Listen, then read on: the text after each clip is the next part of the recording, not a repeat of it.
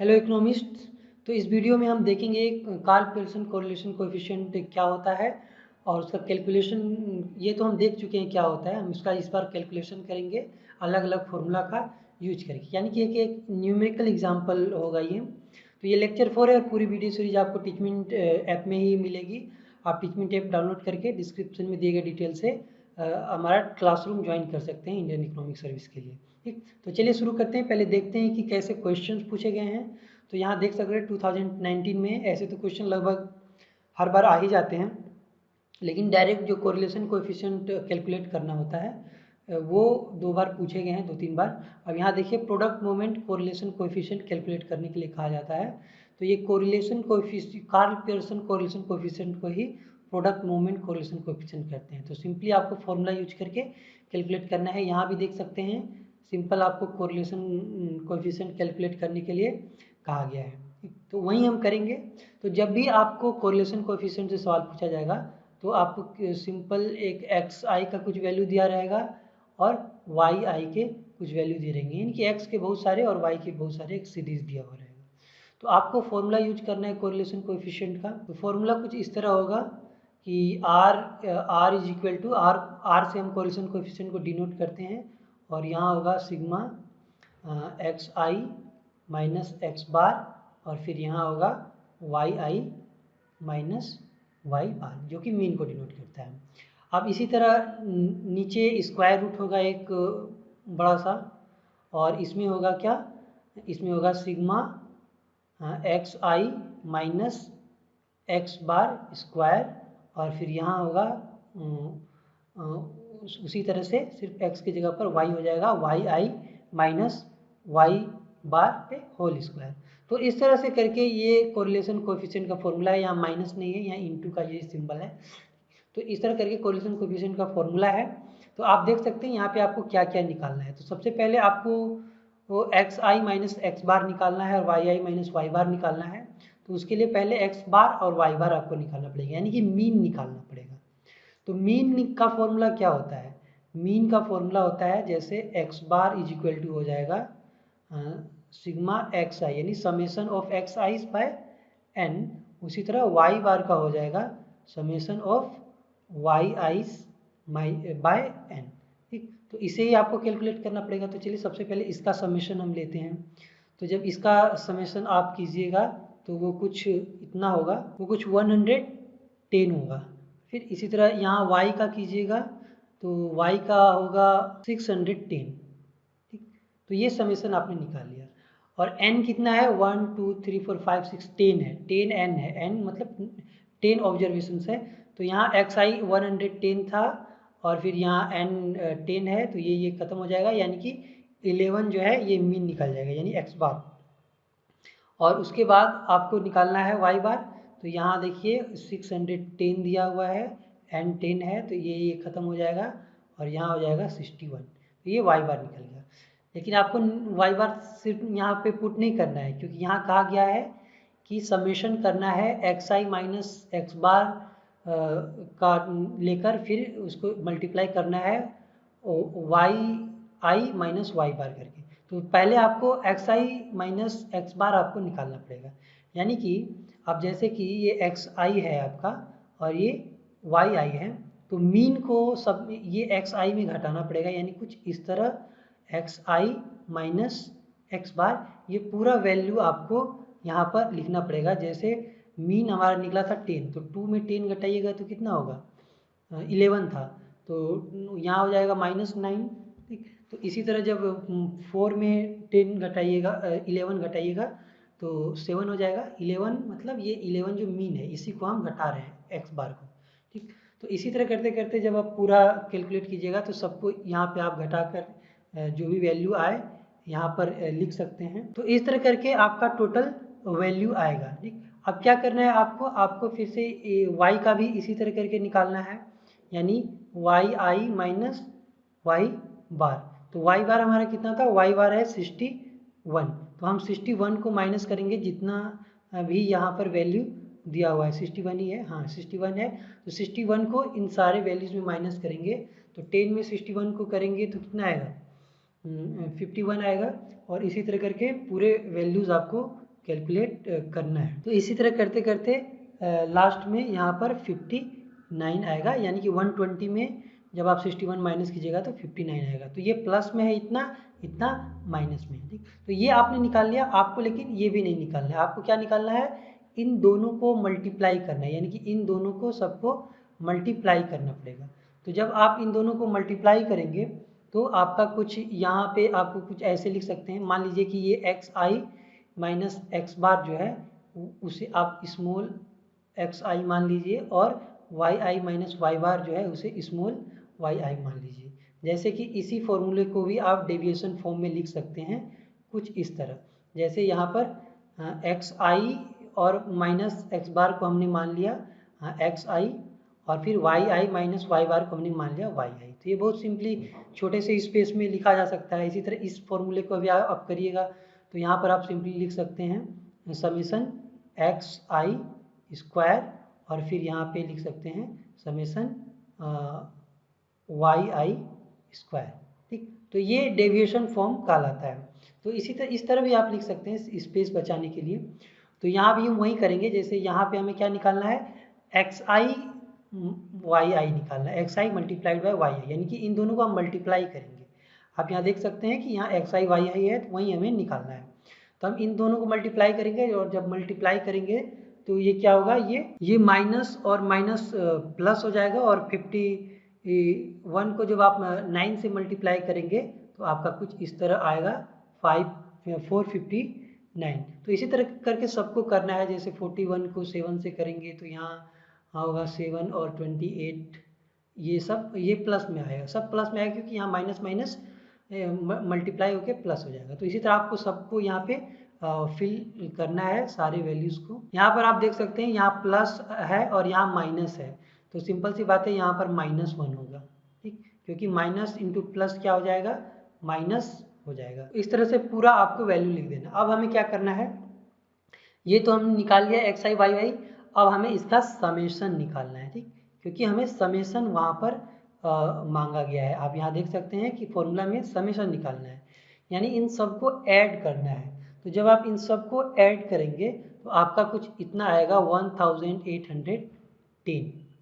तो ये वैल्यू आपकी आएगी, ठीक। तो अब इसे ही हम क्या करेंगे, यहाँ पर रख देंगे, यानी कि इस फॉर्मूले में हमने रख दिया 1810। तो ये ऊपर वाला हमने निकाल लिया। अब हमें क्या करना है, नीचे वाला ये और ये निकालना है, या फिर बोलिए ये और ये निकालना है, यानी कि ये जो डेविएशन है इनका स्क्वायर करना है। तो पहले हम इसका करते हैं, तो इसे हम क्या बोलेंगे, जब इसका स्क्वायर करेंगे तो हम इसे लिखेंगे एक्स आई स्क्वायर, ठीक। तो जब आप इसका स्क्वायर करेंगे तो ये सारा प्लस में आएगा, क्योंकि माइनस माइनस प्लस हो जाता है। तो इस तरह से पूरा मैंने स्क्वायर कर दिया। अब आपको यहाँ क्या मांगा गया है, यहाँ भी summation of x I square है, तो आपको क्या करना है, इसका समेसन ही निकालना है एक्स आई स्क्वायर का। समेसन मतलब इन सबको ऐड कर देना है। तो जब आप इन सबको ऐड कीजिएगा तो लगभग आपका 330 आएगा। मैं नीचे लिख रहा हूँ क्योंकि इधर फिर y का हमें लिखना है। तो इसी तरह y आई का भी हम स्क्वायर सारा का निकालेंगे तो हमारा कुछ इस तरह से आएगा। तो इस तरह से सारे वैल्यू स्क्वायर करने के बाद आएंगे, और फिर जब आप इसका समेशन कीजिएगा तब आपके पास कुछ इतना आएगा 10,490 आएगा, ठीक।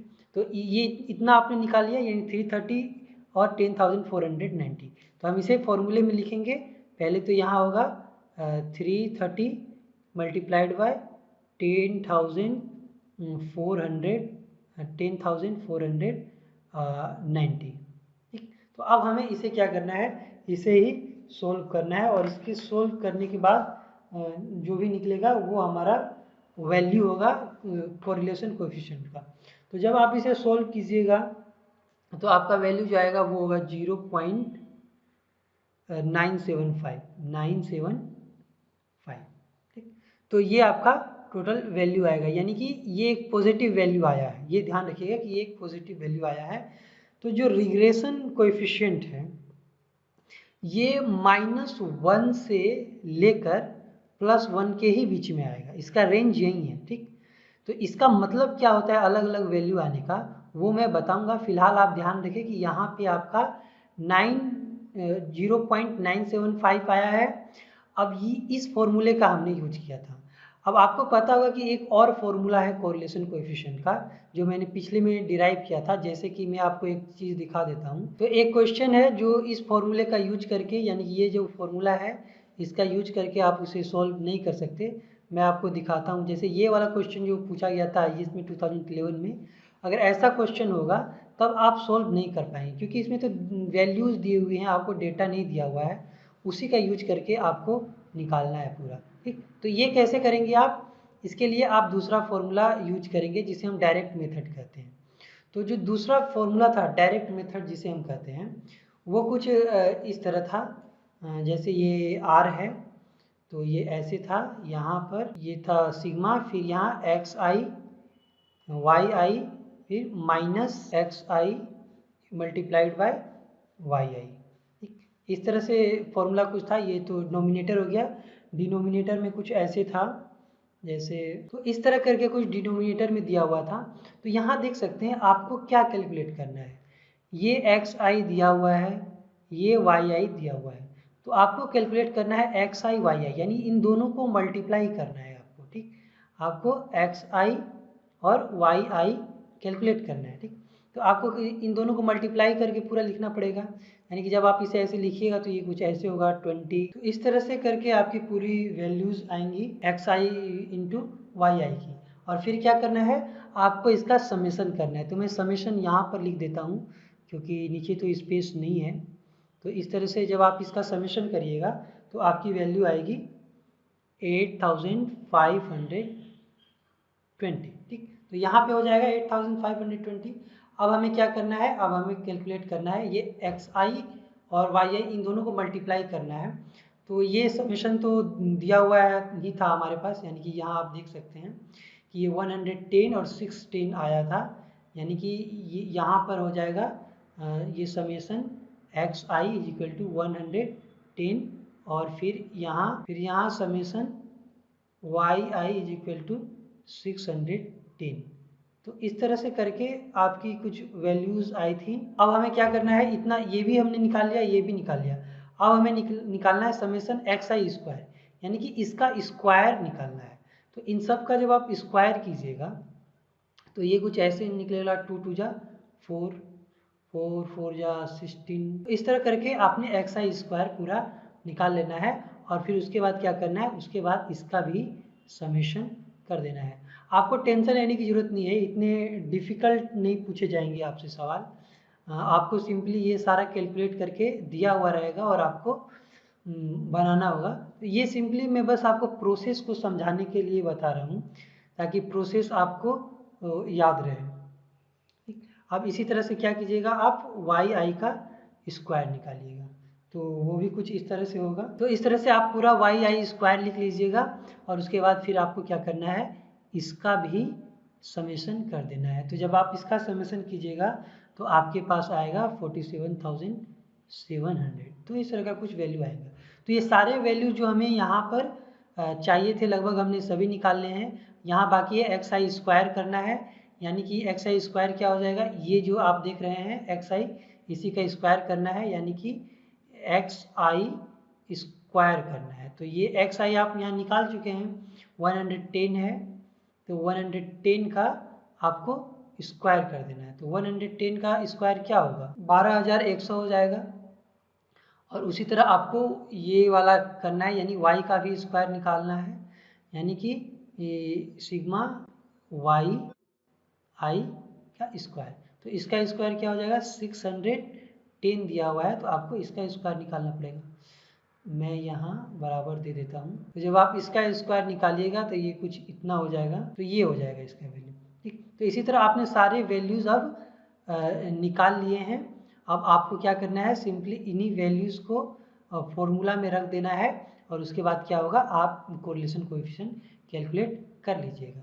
यानी कि जब इन सारे वैल्यूज़ को रखिएगा तो आपका कुछ इस तरह का होगा। r इज इक्वल टू, यहाँ पर 10 था, और इस फॉर्मूला में एक चीज़ छूट गया है, यहाँ पर n होता है, मैं भूल गया था। तो आप इसे करेक्ट कर लीजिए, यहाँ पे n होता है। ठीक, तो ये आप छोड़िएगा नहीं, n यहाँ पर लिख लीजिएगा।